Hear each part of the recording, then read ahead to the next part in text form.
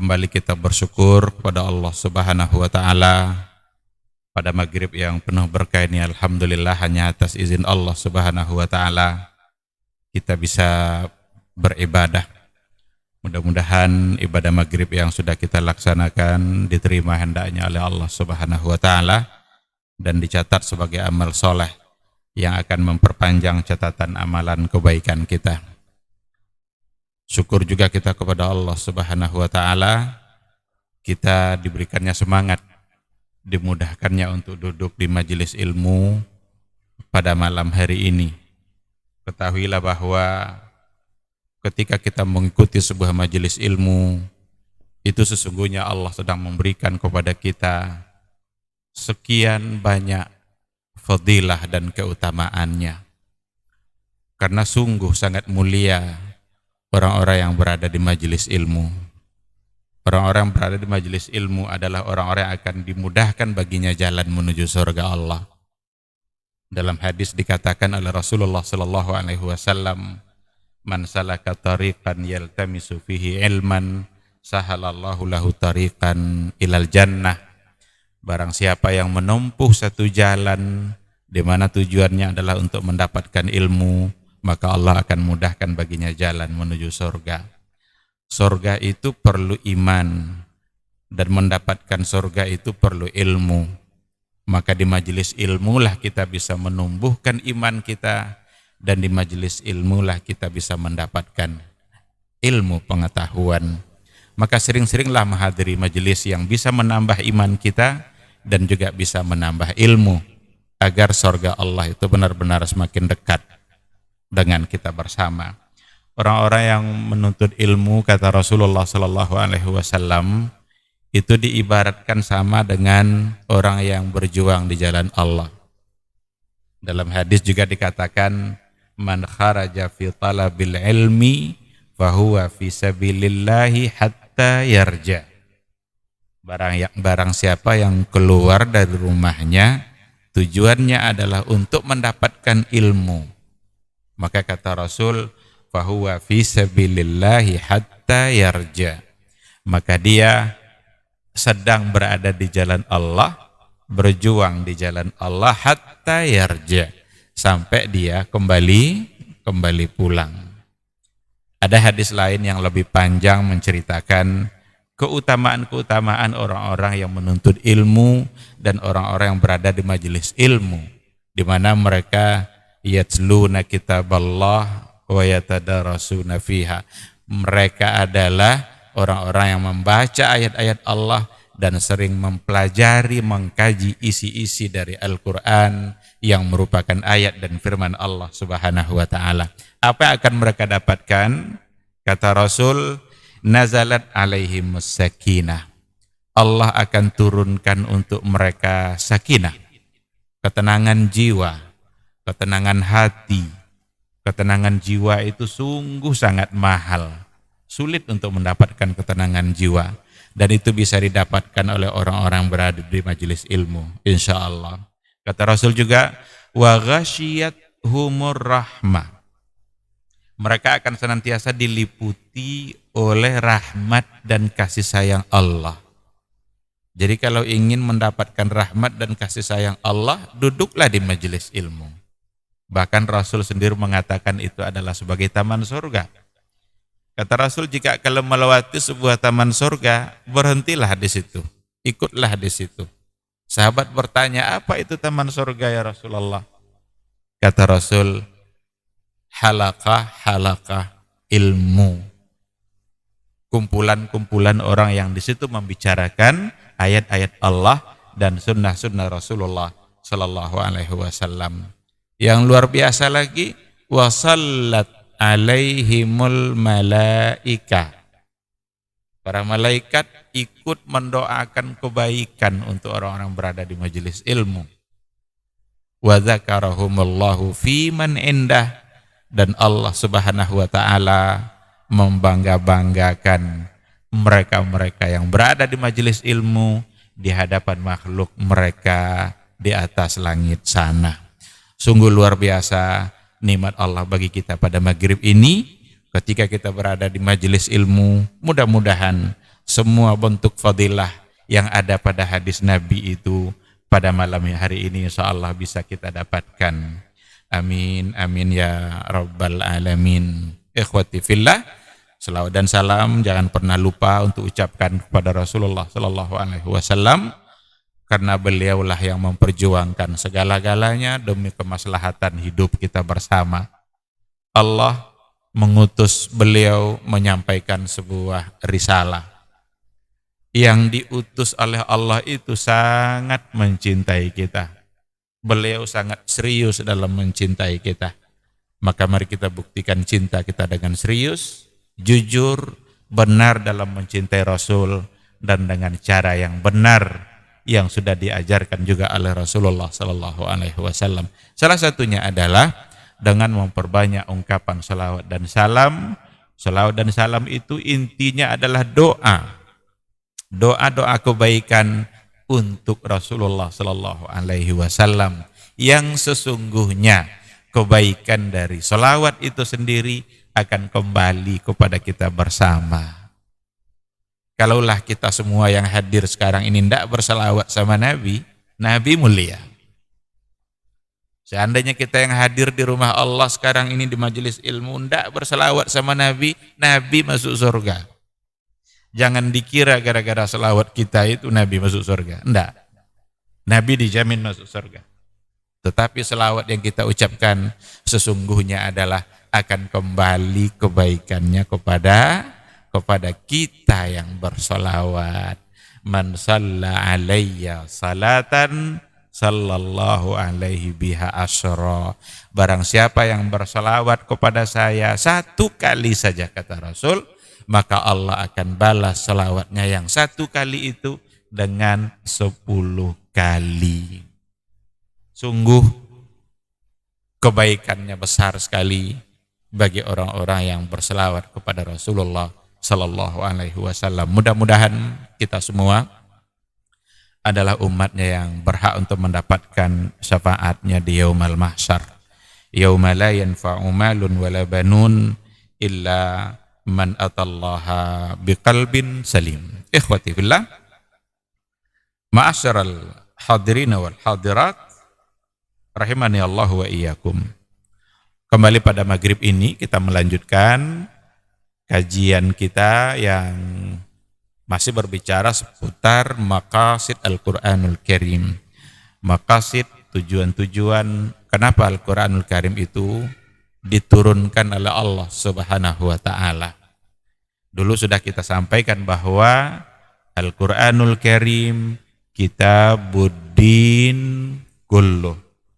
Al-Quranul Karim itu adalah kitab agama, kitab yang menjelaskan persoalan agama kulluh, secara keseluruhan. Tidak ada satupun persoalan agama kecuali sudah disampaikan oleh Rasulullah sallallahu alaihi wasallam melalui Al-Qur'annya yang diperkuat nanti melalui sunnah Rasulullah sallallahu alaihi wasallam. Kita kalau bicara agama, dulu kita sudah katakan secara garis besar dibagi-bagi. Ada persoalan akidah, maka Quran turun untuk menjelaskan persoalan akidah. Tuntas semua masalah akidah dalam Al-Quranul Karim. Mana yang menjadi syirik, Quran sudah jelaskan. Mana yang bentuk-bentuk tauhid yang harus ada di hati kita, Quran juga sudah menjelaskan. Maka Quran turun untuk menjelaskan persoalan akidah. Al-Quran diturunkan oleh Allah juga untuk memberikan penjelasan yang lengkap dan sempurna tentang syariat. Karena ada akidah, ada syariat. Akidah itu lebih kepada as-silatu bainal abdi wa rabbih. Ada hubungan vertikal antara hamba dengan Rabbnya. Tapi kalau syariat lebih kepada as-silatu bainal abdi wa abdin akhar. Hubungan antara seorang hamba dengan hamba yang lain, atau kalau seandainya nanti dibagi-bagi lagi syariat itu ada ibadah, ada muamalah, maka muamalah itu persoalannya sesama manusia, ibadah lagi-lagi adalah urusan ubudiyah, ta'abudiyah yang harus kita kerjakan semata-mata hanya ikhlas karena Allah Subhanahu wa ta'ala. Dipandang dari sisi akidah dan syariat, Maka akidah adalah persoalan iman yang ada di hati, sedangkan syariat adalah persoalan al-a'mal al-zahirah, amal-amal zahir, baik itu dalam bentuk ibadah maupun dalam bentuk muamalah. Kita sudah sampai pada bagian yang kedua ini, di mana dulu kita jelaskan bahwa di antara mazaya hadhihi syariah, keistimewaan syariat yang diturunkan oleh Allah itu dulu sudah kita sampaikan, annaha syariatun sahla muyassara. Sesungguhnya syariat ini adalah syariat yang sangat mudah dan gampang untuk dilaksanakan. Tidak ada yang sulit dalam agama Allah. Tidak ada satupun aturan syariat yang diturunkan oleh Allah yang membuat kita menjadi susah dan sulit. Tidak. Semua adalah dengan aturan-aturan yang sangat mudah untuk dilaksanakan. Karena memang Allah menginginkan kita dalam hidup ini mendapatkan kemudahan. Yuridullahu bikumul yusra wala yuridu bikumul usra. Bahkan ketika seseorang menghadapi kesulitan dalam melaksanakan syariat Allah itu, ketika mendapatkan kesulitan itu diberikan pula hukum-hukum kemudahan, maka dikenallah istilah ar-rukhsah. Jadi ada dalam kajian fikih rukhsah. Rukhsah itu lawan dari azimah. Azimah itu hukum asal, kalau rukhsah itu hukum keringanan. Diringankan kita dalam mengerjakannya. Kenapa demikian? Karena kalau tidak diberikan keringanan, kita akan kesulitan memang. Karena tidak semua orang punya keadaan yang sama. Ada orang sakit, tidak bisa kena oleh air. Apa dipaksa juga dia berwudu? Tidak. Dipaksa sholat? Iya. Tapi ketika tidak bisa berwudu, maka boleh diganti dengan tayamum. Maka agar ketaatan kita itu tidak putus kepada Allah, diberikanlah hukum-hukum keringanan itu. Kalau kita musafir, boleh digabung sholat. Sholat siang dengan sholat siang, sholat malam dengan sholat malam. Maka maghrib kawannya isya, zuhur kawannya asar. Tidak boleh dijamak antara sholat siang sama sholat malam. Maka tidak boleh dijamak antara asar dengan maghrib. Karena asar sholat siang, maghrib sholat malam. Bukan itu kawannya. Siang sama siang, malam sama malam. Subuh tidak ada kawannya, sehingga tidak bisa dijamak kemanapun. Itu transisi dari malam menuju siang. Dibilang malam, sudah selesai malamnya. Dibilang siang, masih gelap. Jadi tidak boleh dijamak kemanapun. Nah, kebolehan jamak tadi itu satu bentuk keringanan dalam beragama. Agar kita tetap taat kepada Allah Subhanahu wa ta'ala. Jadi, ketika kita mendapatkan kesulitan, ternyata kita harus tetap menunjukkan ketaatan kita kepada Allah, meskipun ada keringanan-keringanan, dan rahmannya Allah, kasih sayang Allah nampak di situ. Orang-orang yang mengerjakan ketentuan Allah dengan mengambil keringanan, pahalanya sama dengan orang yang mengerjakan secara sempurna. Orang yang sholat duduk karena sakit, sama pahalanya dengan orang yang sehat mengerjakan secara berdiri. Sama. Tidak dikurangi oleh Allah. Orang yang mengerjakan jamak qasar ketika dia safar, maka akan sama nanti dengan orang mengerjakan di setiap waktu ketika mereka tidak musafir. Karena Allah yang sudah menetapkan seperti itu. Nah, maka ada penjelasannya oleh para ulama. Sholat sunnah itu boleh kita kerjakan dalam keadaan duduk, meskipun kita sanggup berdiri, tetapi pahalanya nisful qaib. Pahalanya adalah setengah dari orang yang berdiri pada sholat sunat. Tapi pada sholat wajib, tidak boleh kita duduk ketika kita sanggup mengerjakannya dalam keadaan berdiri. Kapan kita boleh duduk? Kalau memang tidak sanggup lagi untuk berdiri dan pahalanya sama dengan orang yang mengerjakannya dalam keadaan berdiri. Nah, ini semua menggambarkan bahwa syariat Allah Subhanahu wa taala merupakan syariatun sahla muyassara. Sangat mudah, sangat gampang untuk dilaksanakan karena memang Allah tidak ingin membebani hambanya kecuali sesuai dengan batas kemampuannya. Baik, kita masuk pada yang kedua. Keistimewaan syariat Islam itu yang kedua adalah dikatakan wahia syariatun mantiqiyah. Sesungguhnya syariat Islam itu syariat yang ditetapkan oleh Allah sesuai dengan nalar dan rasio kita. Tidak ada ketentuan Allah, syariat Allah itu yang bertentangan dengan rasio. Sejalan terus. Ketika Allah melarang mabuk-mabukan, kenapa Allah larang mabuk-mabukan itu? Berarti ada yang akan ditimbulkan keburukan oleh mabuk-mabukan. Sejalan betul dengan akal kita. Bukankah manusia selalu ingin mendapatkan kebaikan dalam kehidupannya? Jadi ketika Rasul menyampaikan syariat agama ini, yang disampaikan oleh Nabi itu sebenarnya masuk dalam akal mereka. Kadang-kadang dalam menyampaikan agama ini Nabi justru tidak, ada saatnya Nabi tidak sebut-sebut hukum gitu. Nabi hanya mengkhitab akal. Sehingga apa yang sudah menjadi begitu lazim mereka kerjakan, tapi salah oleh agama, mereka siap meninggalkannya. Ketika Nabi sudah menyampaikan ketentuan Allah itu. Apa contohnya? Ada seorang pemuda yang datang menemui Nabi.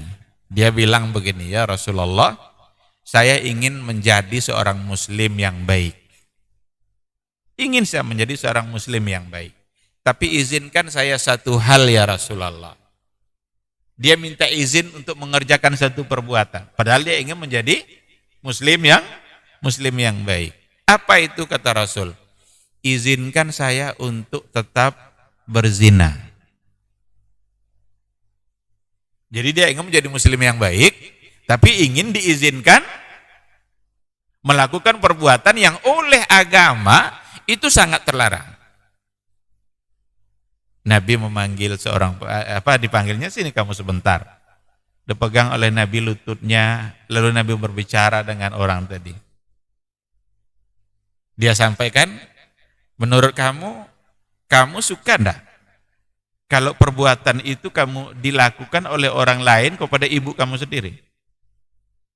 Jadi apa yang menjadi kebiasaan dia itu, kamu suka enggak kalau dilakukan oleh orang kepada ibu kamu? Enggak ya Rasulullah katanya. Enggak suka saya akan marah. Kalau dilakukan kepada adik perempuan kamu? Enggak juga saya suka ya Rasulullah. Pasti saya akan marah. Kalau dilakukan kepada bibi kamu, disebutlah oleh Nabi semua yang perempuan-perempuan dari keluarganya. Tapi jawabannya sama, saya tidak suka. Kata Rasul, kalau begitu, kalau kamu tidak suka, orang lain juga tidak suka untuk dilakukan seperti itu. Ini yang membuat pikirannya langsung bisa menerima. Ternyata apa yang dia suka lakukan terhadap orang lain, dia tidak suka kalau diperlakukan pada diri dia. Ketika itu juga dia katakan, kalau begitu ya Rasulullah, saya akan tinggalkan. Dijabat oleh Nabi tangannya, Nabi mendoakan dia, Allahumma ufir lahu wa ahsin farjahu. Ya Allah, ampunilah dia dan jagalah kehormatannya. Tadi dia bilang tidak bisa tuh meninggalkan, karena sudah begitu sering dia kerjakan dan ingin untuk terus. Tapi ketika Nabi sampaikan, sedikit saja Nabi mengkhitab logika dia, nalar dia. Mau enggak pada ibu kamu, adik perempuan kamu, anak perempuan kamu? Ternyata dia enggak mau. Saat kamu tidak mau, ternyata orang lain juga punya perasaan yang sama. Ini menggambarkan bahwa syariat Allah ini mantiqiyah, sangat logis, sangat rasional, sejalan dengan fitrah dan akal manusia. Banyak hukum-hukum yang diturunkan oleh Allah Subhanahu wa taala yang kebanyakannya itu bertentangan nanti dengan apa yang menjadi kebiasaan orang jahiliyah. Contoh, tolak. Tolak itu sebuah hukum yang sudah ditetapkan oleh agama dan boleh. Dalam keyakinan An-Nasara tidak ada tolak. Tidak boleh tolak. Sekali menikah dan selamanya harus menikah.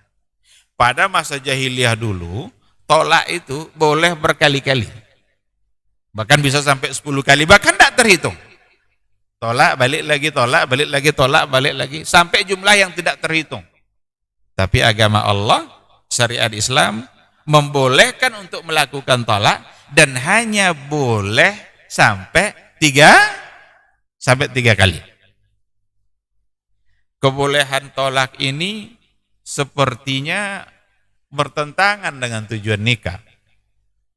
Disyariatkan nikah, masa disyariatkan lagi tolak? Bukankah tolak itu berarti memisahkan dua orang dari kebaikan? Kalau nikah menyatukan dua orang agar tetap berada pada kebaikan. Sekarang boleh pula untuk dipisahkan. Ternyata kalau seandainya dianalisa lebih jauh, sangat logis. Kebolehan tolak itu benar-benar sesuai dengan logika dan nalar manusia. Ketika terjadi perselisihan antara suami istri, solusi pertamanya tidak tolak. Ada banyak langkah yang harus dilakukan dulu. Dinasehati. Kalau seandainya dinasehati tidak juga boleh dilakukan hijrah anil madaja. Boleh pisah ranjang. Pisah ranjang dalam artian memberikan terapi kepada seorang istri, karena yang berbicara sekarang ini adalah perasaan. Kalau seandainya dia sudah ditinggalkan oleh suaminya, tidak lagi dia mau seranjang, istri tentu akan berpikir, ada apa ini? Yang mudah-mudahan diharapkan itu bisa membuat dia menjadi berubah. Ternyata tidak juga dia berubah. Maka dalam ketentuan Islam itu boleh dipukul. Tapi pahami baik-baik pukul seperti ini, karena ini pintu bagi orang-orang yang memusuhi Islam. Dianggap Islam itu sadis, Islam itu suka kekerasan. Karena para ulama tafsir memberikan penafsiran kata darb di situ itu darban ghaira mubarrih. Pukulan yang tidak menyakitkan. Jangan pukulan yang menyakitkan, itu tidak boleh. Pukulan hanya sekedar memberikan pelajaran tapi tidak menyakitkan. Kadang ada diberikan contoh memukul dengan ujung jilbabnya atau memukul dengan kayu siwak. Apa yang akan dirasakan pukulan dengan kayu siwak yang begitu kecil? Tapi yang diinginkan adalah perasaan yang harus berubah. Karena biasanya kalau diberikan sikap seperti itu, seorang istri tentu akan berpikir, sudah 3 langkah ini tidak juga bisa, belum juga berubah. Maka ada lagi diajarkan oleh agama, boleh ditemukan perwakilan antara 2 keluarga tadi. Mungkin paman si istri sama paman si suami, diminta mereka untuk memusyawarahkan bagaimana keadaan dia berdua atau menasehati dia berdua, yang tujuannya juga adalah agar bisa berubah. Kalau tidak juga, tahapan-tahapan tadi juga sudah dilewati dan tidak mungkin lagi untuk bersatu, kira-kira mana yang lebih baik? Tetap bersatukah atau lebih baik baginya untuk berpisah? Tentu yang lebih baik adalah berpisah karena bersatu tidak lagi mewujudkan maqasidun nikah. Jadi ketika tujuan-tujuan nikah itu sudah tidak lagi bisa tercapai antara dia berdua, ya tentu saja yang lebih baik ketika itu adalah dengan membolehkan untuk tolak. Membolehkan untuk berpisah antara suami istri. Disinilah logisnya tolak itu. Tidak mungkin dia dipaksa juga untuk tetap menyatu. Akan bertengkar terus nanti. Karena sudah langkah-langkahnya sudah ditempuh. Apa yang dianjurkan oleh Al-Quran sudah dilaksanakan, dinasehati nggak bisa. Pisah ranjang juga nggak bisa. Dikasih pukulan-pukulan yang mendidik juga tidak bisa. Sudah ketemu paman sama paman, ayah dengan ayah juga tidak selesai. Pada saat itu, maka yang paling tepat adalah memisahkannya. Agama mengajarkan dan membolehkan untuk melakukan itu, karena itulah yang terbaik bagi dia berdua. Maka membuat kita semakin yakin bahwa sesungguhnya di dalam semua aturan Allah Subhanahu wa taala itu merupakan sesuatu yang pasti mengandung makna, mengandung maqasid, mengandung tujuan-tujuan syar'i karena datang dari Allah Al-Hakim. Allah yang maha bijaksana. Lalu kenapa harus tolak itu 3 kali? Tidak ada istilah tolak 4. Ini juga sesuatu yang memang sangat sejalan dengan logika dan akal kita. Kita biasanya dalam kehidupan kita sehari-hari pun angka 3 ini sering kita pakai ini. Kalau kita ngasih apa namanya itu, umpamanya kita sebagai seorang guru, ada murid-murid yang bandel umpamanya. Sekali. Kalau bandel lagi 2 kali, sampai 3 kali, apa yang kita lakukan? Masih seperti tadi enggak? Mungkin kita suruh keluar, atau mungkin dijawer telinganya, tapi 1, 2 tadi ada. Coba buat lagi, sekali. Dibuat lagi sama dia, sekali lagi. Pas sudah yang ketiga, maka 3 ini memang, angka 3 ini bisa dikatakan angka yang memberikan kepastian untuk memutuskan sesuatu. Kita juga kalau dalam perlombaan biasanya 1, 2, 3, mulai lari. Kok 3? Tidak langsung 1, langsung lari, tidak ada kan? Pasti itu 1, 2, 3. Kok 3? Ini memang sudah sesuatu yang dalam kehidupan kita amalkan ini, kita laksanakan. Maka ketika diberikan batas tolak 3 kali itu, 3 itulah batas maksimal untuk memastikan mereka bisa bersatu lagi atau tidak. Terjadi tolak pertama, dia dipisahkan, tapi masih ada kemungkinan dia untuk bersatu lagi. Maka boleh rujuk, boleh kembali. Siapa tahu dua-duanya menyesal. Dua-duanya istri menyesali perbuatannya, suami juga menyesali terburu-buru dia dalam menceraikan, akhirnya disatukan lagi. Ternyata ketika bersatu untuk yang kedua, terjadi lagi masalah itu. Boleh pisah lagi, tapi masih diberikan kesempatan untuk memperbaiki diri. Maka tolak 2 sudah masih boleh untuk rujuk kembali selagi belum habis masa iddah. Kalau belum habis masa iddah, boleh dia rujuk langsung tanpa ada akad-akad apapun. Tapi kalau sudah habis masa iddahnya, maka dia harus diakadkan kembali itu. Kalau habis masa iddah dan dia ingin rujuk. Ternyata sebelum habis masa rujuk, ingin dan menyadari kembali untuk menyatu. Silakan bersatu. Siapa tahu yang ketiga ini bisa keadaan menjadi lebih baik. Tapi ternyata pertemuan dia untuk yang ketiga ini tetap saja tidak bisa menyatu, maka inilah batasnya. Maka 3 kali itu merupakan batas maksimal untuk mengambil sebuah keputusan maka dia dipisahkan dan dia tidak boleh rujuk lagi kepada istrinya itu, kecuali kalau seandainya istrinya itu mantan istrinya nikah dengan laki-laki yang lain, lalu laki-laki yang lain itu menceraikannya, maka ketika habis masa iddah dari cerai suami yang kedua, barulah suami pertama boleh untuk kembali menikahinya, dan prosesnya sama seperti awal kembali. Ada akadnya, ada maharnya. Kalau mau dipestakan lagi ya pestakan saja, walaupun kadang-kadang jarang orang yang mempestakan kembali, tetapi yang penting adalah akad dan dengan menyebut mahar. Nah, maka contoh syariat tolak ini salah satu dari kepastian bahwa syariat Islam ini memang adalah syariah mantiqiyah, syariat Allah yang benar-benar logis, yang benar-benar sesuai dengan nalar dan pikiran manusia.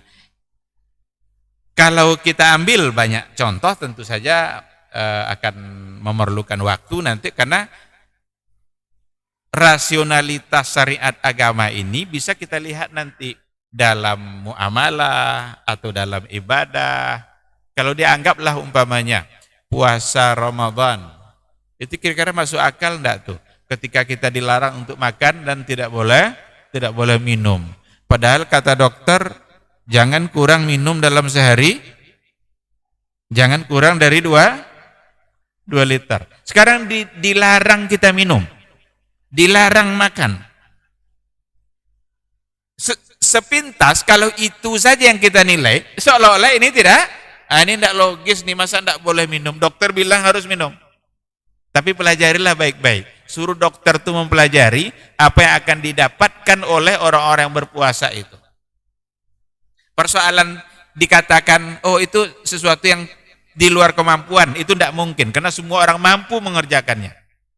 Jangankan untuk untuk mengerjakan sebulan penuh, ada di antara sahabat dulu yang datang kepada Nabi meminta agar dia dibolehkan puasa terus. Ternyata Nabi tidak membolehkan. Islam kan hanya mengharuskan puasa Ramadan yang setiap hari itu kan hanya sebulan penuh. Ada di antara sahabat yang ingin mengerjakan puasa itu setiap hari. Kata Nabi, jangan lakukan itu. Kalaulah diwajibkan kepada kita setiap hari, itu baru bisa kita katakan sebuah syariat yang memberatkan. Tapi ternyata cuma dalam hitungan hari. Hanya beberapa hari saja. Di antara sahabat ketika dia minta, jangan, kata Rasul. Kamu kalau mau juga kerjakan seperti kamu kerjakan 3 kali dalam sebulan. Setiap bulan kerjakan 3 kali saja. Kata sahabat itu, saya sanggup lebih dari itu ya Rasulullah.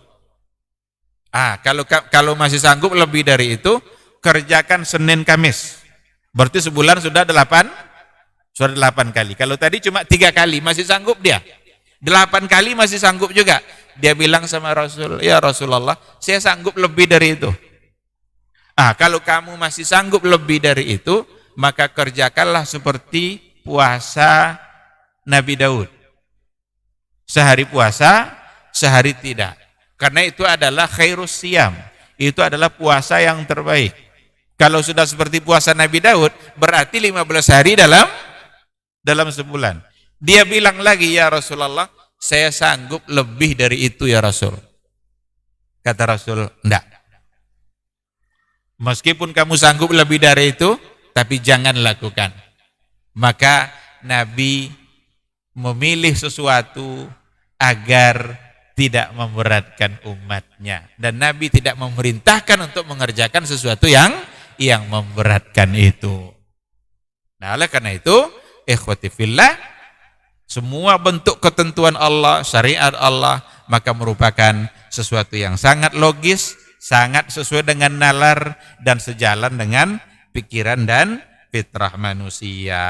Baik, ikhwati fillah, ketika diharamkan oleh Allah seperti yang kita katakan tadi, tahrimuz zina, tahrimur riba, diharamkannya zina, diharamkan riba, itu semua ternyata para ahli ekonomi hari ini sebenarnya karena enggan saja untuk mengakui sistem Islam itu. Padahal sistem riba yang diterapkan oleh berbagai bank-bank itu sudah terbukti mereka mengalami kegagalan dan krisis. Buktinya kemarin yang di Indonesia itu ketika bank-bank mengalami krisis, ada di antara bank yang tidak mengalami seperti itu, artinya kurang pengaruhnya terhadap dia karena dia menerapkan sistem Islam seperti yang ada pada bank muamalah umpamanya. Walaupun mungkin masih perlu usaha lebih maksimal dalam memurnikan konsep syariat yang ada pada bank-bank yang ada. Maka rata-rata bank-bank yang konvensional mengambil ada nanti divisi syariahnya. Karena mereka sudah mulai mengakui bahwa konsep syariah paling tepat untuk diterapkan pada perbankan itu. Nah, oleh karena itu, ini juga merupakan gambaran bagi kita semua bahwa apa yang diatur dalam syariat Allah merupakan sesuatu yang sangat sejalan dengan pikiran manusia, tidak ada satupun yang bertentangan dengan pikiran manusia. Baik, ikhwati fillah, inilah dulu yang menyebabkan syariat itu banyak diterima oleh orang-orang yang hidup pada masa Rasulullah sallallahu alaihi wasallam. Ikhwati fillah, ketika kita sudah membicarakan Al-Quran mengatur persoalan akidah, Al-Quran juga mengatur persoalan syariat, dan yang ketiga adalah Al-Quran juga mengatur persoalan akhlak. Al-Quran mengatur persoalan akhlak. Kalau kita mau mendapatkan gambaran akhlak yang sesungguhnya, maka tiada lain kita harus kembalikan kepada Al-Quranul Karim. Aisyah Ummul Mukminin radhiyallahu anha ketika ditanya tentang akhlak Rasul, singkat saja ketika itu jawaban Aisyah. Apa kata Aisyah? Kana khuluquhu Al-Quran. Adalah akhlak Rasul itu Al-Quran. Ini jawaban yang sangat singkat. Untuk sebuah pertanyaan, seperti apa akhlak Nabi? Ternyata jawabannya, kana khuluquhul Quran. Akhlak Nabi itu adalah Al-Quran. Kita kalau mau bicara akhlak, itu nanti akan bisa kita lihat dari dua sisi. Ada al-akhlak ar-rabbaniyah, akhlak-akhlak yang berhubungan nanti dengan Allah. Akhlak rabbaniyah. Seperti apa itu? Ikhlas, tawakal kita kepada Allah, ar-raja wal khauf. Raja itu kita harus punya harapan. Dari apa yang kita lakukan, kita berharap kepada Allah kebaikan. Al-khauf itu ada rasa takut kita. Kita beribadah didasari oleh al-khaufu war raja. Itu penting. Kenapa itu penting? Itu menambah semangat kita untuk beribadah. Ketika Allah menjanjikan surga bagi orang-orang yang bertakwa, umpamanya innalil muttaqina mafaza, sesungguhnya orang-orang bertakwa itu mereka akan mendapatkan kemenangan, keberhasilan, keberuntungan, yang dalam hal ini adalah surga. Tetapi nanti bagi orang-orang yang durhaka kepada Allah, mereka akan mendapatkan nerakanya. Maka kalau kita beribadah, ada harapan-harapan itu di dalam hati kita kepada Allah Subhanahu wa taala, dan ada al-khauf. Al-khauf itu rasa takut kita kepada ancaman dan nerakanya Allah Subhanahu wa taala. Maka itu tidak bertentangan dengan keikhlasan itu. Karena ada orang-orang, sebahagian dari kelompok orang-orang sufi yang menganggap itu sebagai bentuk ketidakikhlasan. Selagi kita beramal mengharapkan surga, berarti seolah-olah itu tidak ikhlas. Karena masih ada harapan-harapan yang kita perlukan dari ibadah kita. Yang benar itu, pada saat kita beribadah mesti ada al-khaufu war raja. Kita taat kepada Allah Karena takut kepada nerakanya Allah itu dan berharap untuk mendapatkan surganya Allah. Meskipun surga Allah itu tidak semata-mata didapat dengan amal kita, tapi didapat dengan ridhonya Allah. Dan ketika Allah sudah meridhai kita, maka Allah akan memberikan surga itu. Nabi pun di hadapan sahabat bilang seperti itu. Sesungguhnya amal kita ini tidaklah semata-mata itu yang akan membuat masuk surga. Ada sahabat yang bilang, bagaimana dengan kamu ya Rasulullah? Hatta ana, kata Rasul. Meskipun saya. Karena tidak ada amal kita yang bisa diukur kualitasnya untuk mendapatkan surga Allah. Surga Allah tingkat apa yang akan didapat dengan sholat yang entah khusyuk entah tidak? Surga tingkat berapa yang akan didapat ketika kita berpuasa lalu banyak ghibahnya saat berpuasa? Tidak ada mungkin tingkat surganya. Kalau benar-benar itulah yang diharapkan mendapatkan surga, tidak bisa, tidak cukup. Kadang kurang ikhlas, kadang asal-asalan, kadang tidak sempurna, buru-buru, macam-macam. Kadang terlambat, subuh sudah mau terbit matahari, zuhur sudah mau masuk asar. Surga apa yang akan didapat? Tetapi dengan rahmat dan karunia-Nya Allah Subhanahu wa ta'ala.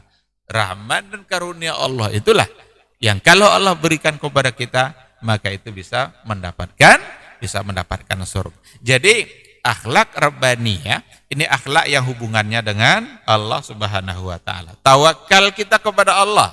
Tawakal kita kepada Allah itu bentuk akhlak kita kepada Allah.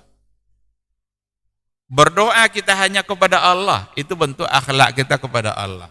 Jangan sekali-kali berdoa kepada selain Allah Subhanahu wa taala. Baik, itu yang pertama. Yang kedua nanti kita sampaikan setelah menjawab kumandang azan. Majtama'a qaumun fi baitin min buyutillah yatluna kitaballah wa yatadarasunahu fima bainahum illa nazalat alaihimus sakinah wa ghasyiyatuhumur rahmah wa haffat bihimul malaikah wa dzakarahumullahu fiman indah. Tidaklah suatu kaum duduk di salah satu rumah Allah membaca ayat-ayat Allah dan sama-sama mempelajarinya kecuali turun kepada mereka as-sakinah, ketentraman dan kenyamanan, wa ghasyiyatuhumur rahmah, dan mereka diliputi pula oleh rahmat, kasih sayang dari Allah Subhanahu wa taala, wa haffat bihimul malaikah, dan mereka pun dikelilingi oleh para malaikat karena malaikat suka majlis-majlis zikir dan ilmu. Wa dzakarahumullahu fiman indah, dan Allah akan banggakan sebut-sebut mereka di kalangan malaikat-malaikat yang ada di sisinya di masyarakat atas. Mudah-mudahan kita termasuk yang sering disebut-sebut di sisi Allah di kalangan para malaikat, dan di akhir majelis ini mudah-mudahan kita pula mendapatkan seperti yang tersebut dalam hadis qudsi, qumu maghfuran lakum, silahkan berangkat meninggalkan majelis ini dalam keadaan diampuni dosa-dosa kalian.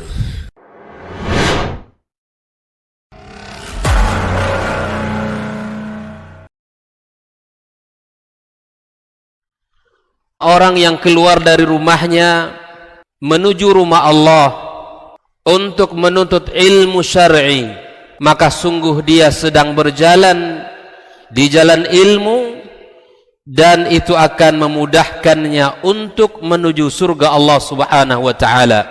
Man salaka tariqan yatlubu fihi ilman salakallahu bihi tariqan min turuqil jannah.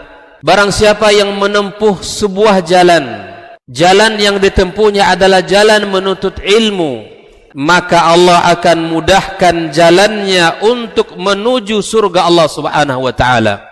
Orang yang berangkat ke masjid untuk menuntut ilmu syar'i dianggap sebagai jihad fi sabilillah.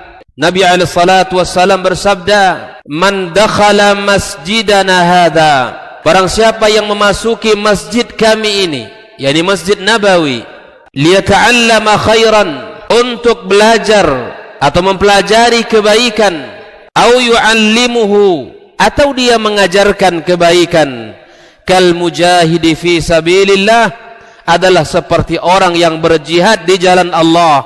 Mudah-mudahan kehadiran kita di rumah Allah yang mulia ini, tujuan kita hanya satu, untuk mencari ridha Allah tabaraka wa ta'ala. Mudah-mudahan ilmu yang kita pelajari, ilmu yang memberikan keberkahan, yang menerangkan jalan kita dan senantiasa menjaga kita di jalan Allah subhanahu wa ta'ala.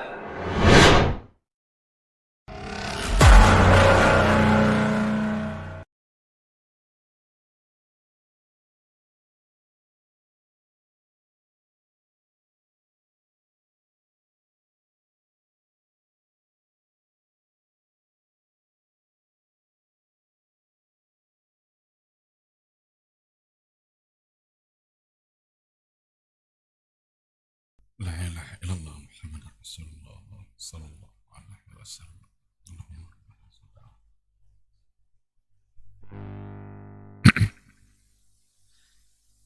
Bismillahirrahmanirrahim. Alhamdulillah. Wassalatu wassalamu ala Rasulillah wa ala alihi wa sahbihi wa mawala. Tadi sudah kita katakan bahwa akhlak itu nanti bisa kita lihat dari dua sisi. Ada akhlak rabbaniyah, akhlak yang berhubungan antara kita dengan Allah, seperti yang tadi itu. Syukur kita kepada Allah, bagaimana kita harus senantiasa bertawakal kepada Allah, kita berdoa hanya kepada Allah. Kalau sudah kita berikan doa kita kepada selain Allah, berarti kita sudah tidak berakhlak lagi kepada Allah subhanahu wa ta'ala. Nah, yang kedua, akhlak insaniyah. Akhlak yang hubungannya dengan sesama manusia. Ada etika-etika dalam kehidupan yang kita harus jaga. Seperti apa itu? As-sidqu wal amanah. Jujur dan amanah. As-sidqu itu bisa juga artinya jujur. Amanah itu bisa juga jujur diartikan. Tetapi as-sidqu itu lebih kepada perkataan. Kalau amanah itu lebih kepada perbuatan. Jadi as-sidqu itu kejujuran kita dalam berucap.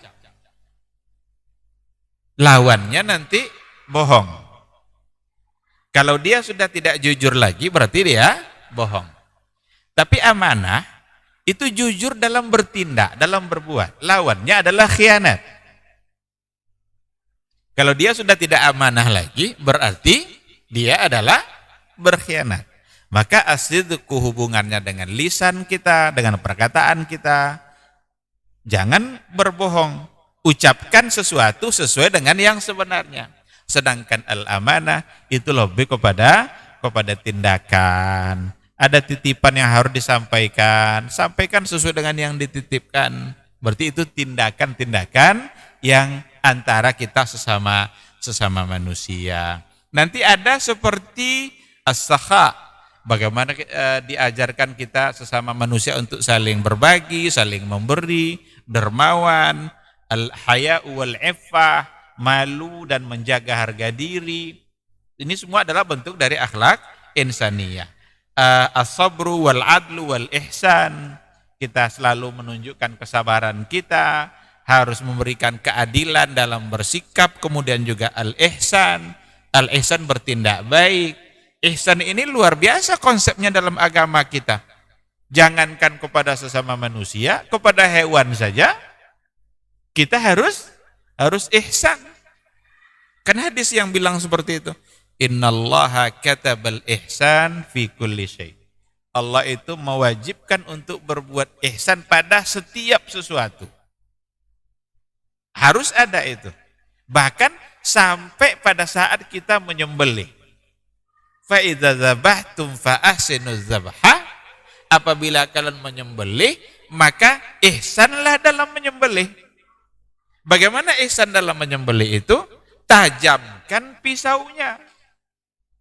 buat hewan itu senyaman mungkin pada saat dia disembelih. Nah, ini perlu dipahami baik-baik ini. Karena kalau sudah mulai hari raya kurban, tak sedikit tindakan-tindakan yang menyakiti hewan yang dilakukan. Ada terjadi pada sebagian tempat, umpamanya ada 10 ekor hewan yang mau disembelih. Diikat dulu ke 10-nya baru disembelih satu-satu. Coba bayangkan. Karena bagi mereka mengikat itu yang paling sulit.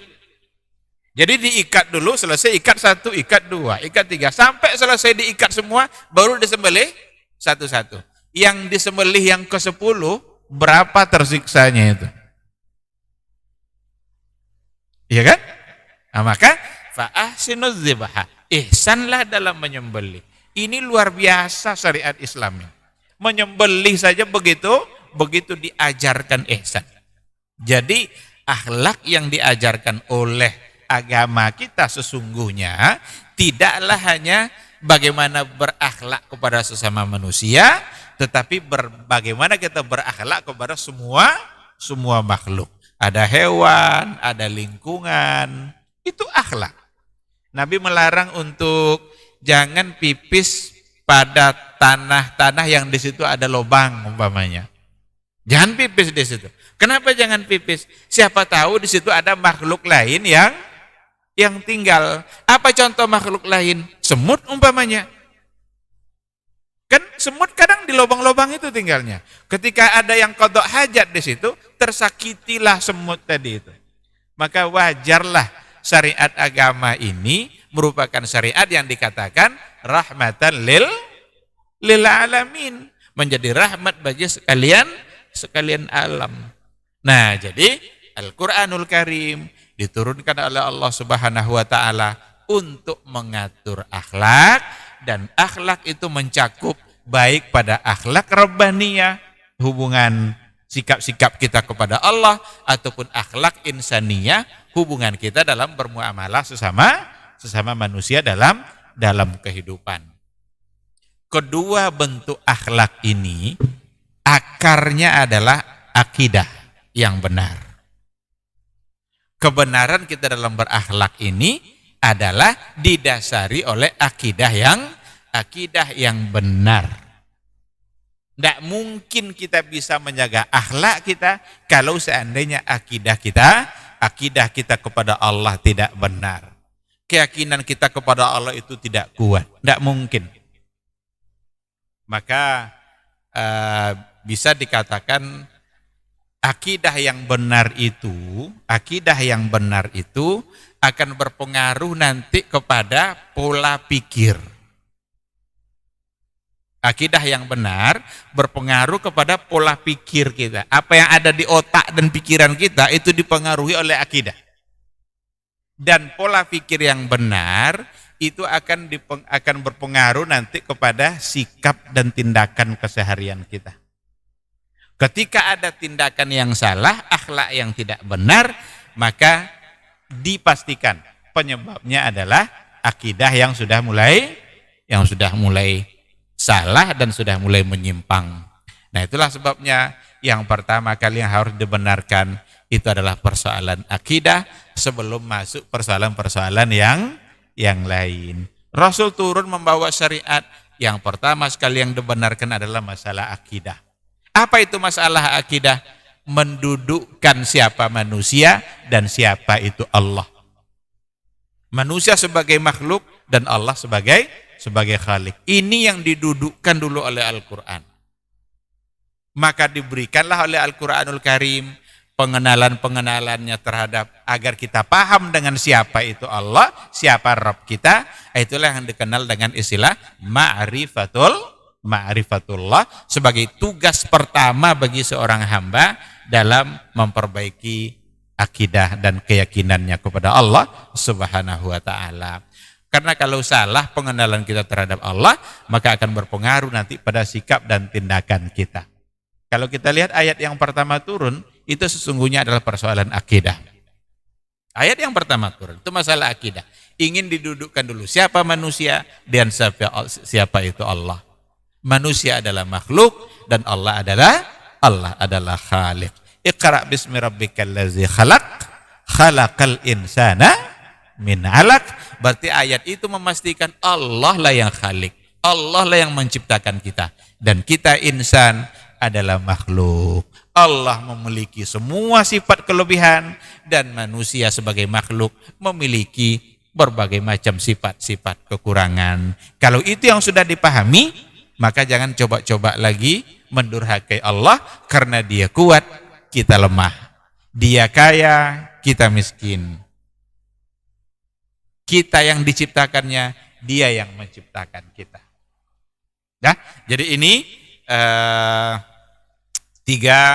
poin penting ketika Al-Quran itu dikatakan sebagai kitabuddin, kitab agama secara keseluruhan, karena memang Al-Quranul Karim itu diturunkan untuk menjelaskan agama dari berbagai sisi, baik masalah akidahnya maupun dalam persoalan syariatnya, dan juga diikutkan dengan penjelasan-penjelasan terkait dengan akhlak kita kepada Allah, dan juga akhlak sesama manusia dalam kehidupan keseharian kita. Barangkali ini yang bisa kita sampaikan pada pertemuan kita kali ini. Mudah-mudahan dapat dipahami. Seandainya ada pertanyaan, mungkin satu saja, kalau seandainya ada, silakan. Sebelum kita mengerjakan sholat. Tidak ada? Baik, kalau tidak ada, sampai di sini pertemuan kita. Sekali lagi mudah-mudahan majelis kita menjadi ibadah bagi kita bersama, yang dicatat oleh malaikat Allah, yang bisa memperberat timbangannya, timbangan amalan kebaikan kita, yang mudah-mudahan di akhirat kelak kita menerima catatannya dengan tangan kanan. Amin, amin ya rabbal alamin. Subhanakallahumma bihamdika asyhadu an la ilaha illa anta astaghfiruka wa atubu ilaik. Wassalamualaikum warahmatullahi wabarakatuh.